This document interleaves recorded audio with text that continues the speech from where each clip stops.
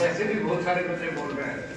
तो एक चीज तो आप लोग ध्यान रखिए, कल भी मैंने समझाया था और बार बार आप बड़े बच्चे हो, मैं थोड़ा सा ऐसे आराम से समझाता हूँ आपको कि इस टाइप से नहीं किया आप लोग क्लास में, नहीं तो आप लोग पहले, आप लोग छोटे बच्चे हो वैसे, आपने मम्मी पापा को या चाचा को पूछना, पहले फ्राइडे को मूवी आती थी ओनली टीवी पर, ओनली फ्राइडे को आती थी, है ना।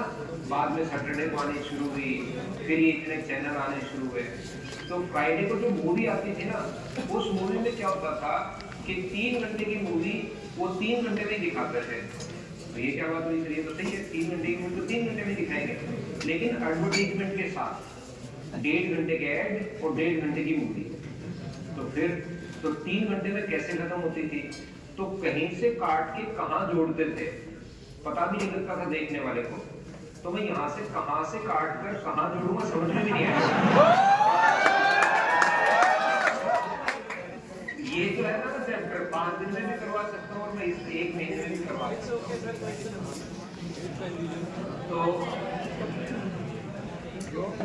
कल की छुट्टी को पता है सबको, ये कल तो उठेंगे नहीं।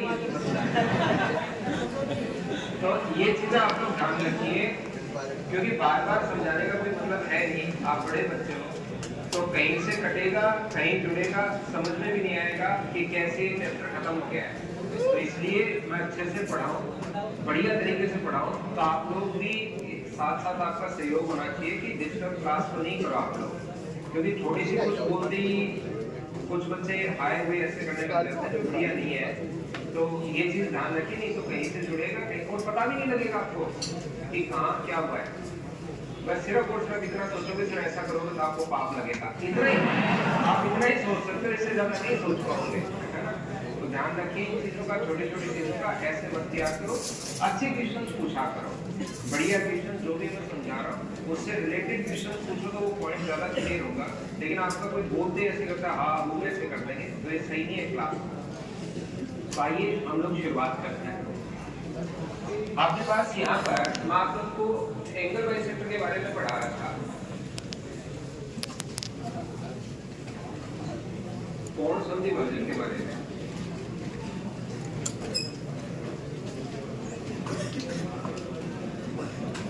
सबसे पहली बात मैंने आप लोगों को बता दिया था कि जो एंगल बाइसेक्टर अपने पास होता है, कोण संधि भाजक जो अपने पास होता है, किसी भी एंगल को 2 इक्वल पार्ट्स में डिवाइड करने वाली लाइन को बोलते हैं एंगल बाइसेक्टर। दूसरा मैंने बता दिया था, एंगल बाइसेक्टर जहां पर इंटरसेक्ट करता है उस पॉइंट को हम लोग बोलते हैं इन सेंटर। क्या आपको याद है क्या? 3 नंबर पॉइंट मैंने आप लोगों को समझा दिया था कि जो इन सेंटर होता है वो तीनों भुजाओं से क्या समान दूरी पर होता है क्या?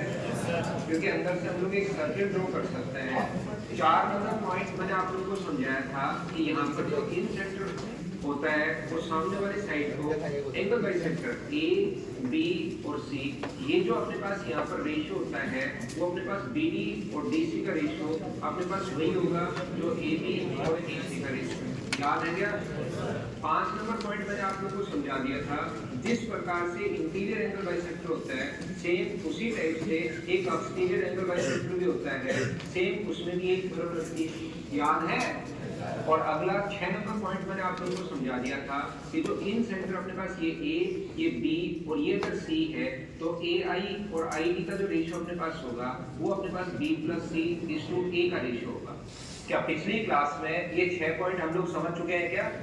इनको आप लोग याद रखना, इससे हम लोग थोड़ा सा आगे बढ़ते हैं और पॉइंट नंबर हम लोग पढ़ते हैं अब 7 नंबर। 7 नंबर जो पॉइंट है वो अपने पास इस प्रकार से है कि इन सेंटर